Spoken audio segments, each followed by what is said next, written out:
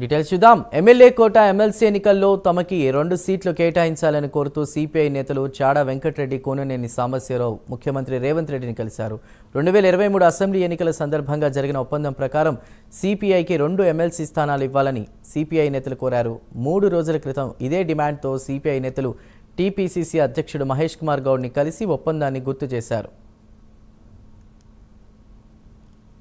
బయటికి ఇదే విషయంపై మరిన్ని వివరాలు మా ప్రతినిధి అజీం అందిస్తారు. అజీం, సిపిఐ నేతలు ఏదైతే జూబ్లీలోని సీఎం రేవంత్ రెడ్డి నివాసంలో సీఎంకి కలిసి వినతి పత్రం అందజేశారు. ఏదైతే ఎమ్మెల్యే కోటాలో వస్తున్నటువంటి 4 ఎమ్మెల్సీ స్థానాల్లో ఒక ఎమ్మెల్సీ స్థానం మాకు ఇవ్వాలని చెప్పి వారు ఏదైతే సీఎం రేవంత్ రెడ్డిని కోరడం జరిగింది. ఇంతకు ముందు కూడా వారు ఏదైతే గాంధీ భవన్ లో టీపీసీ అధ్యక్షుడు మహేష్ కుమార్ గౌడ్ ని కూడా కోననేని సాంబశివరావు అలాగే చాడా వెంకటరెడ్డి ఇద్దరు కూడా అలాగే పార్టీకి సంబంధించిన నేతలు కూడా కలిసి ఏదైతే పొత్తులో భాగంగా 2023 అసెంబ్లీ ఎన్నికల్లో కాంగ్రెస్ పార్టీ సిపిఐ పార్టీ పొత్తులో భాగంగా ఏదైతే ముందుకు సాగింది. సో ఈ నేపథ్యంలో అప్పుడు వారికి 2 ఎమ్మెల్సీ స్థానాలు ఇస్తామని చెప్పి కాంగ్రెస్ పార్టీ మాట ఇవ్వడం జరిగింది. సో ఇందులో భాగంగా 2024లో వచ్చినటువంటి 2 ఎమ్మెల్సీలో కూడా అప్పుడే ఎమ్మెల్సీ స్థానాన్ని వారు అడగడం జరిగింది. కానీ ఇప్పుడు కాదు, నెక్స్ట్ టైం ఇస్తామని చెప్పి అప్పుడు కాంగ్రెస్ పార్టీకి సంబంధించిన నేతలు చెప్పుకొచ్చారు. సో ఈ నేపథ్యంలో ఇప్పుడు ఉన్నటువంటి ఎమ్మెల్యే కోట ఎమ్మెల్సీ స్థానాల్లో 4 స్థానాలు ఉన్నప్పుడు ఒక స్థానం ఇప్పుడే ఇవ్వాలని చెప్పి ఆ సిపిఐకి సంబంధించిన నేతలు ఏదైతే సీఎం రేవంత్ రెడ్డిని అలాగే టీపీసీ అధ్యక్షుడు మహేష్ కుమార్ గౌడ్ని కలిసారు. అలాగే ఢిల్లీ స్థాయి నేతలను కూడా వాళ్ళు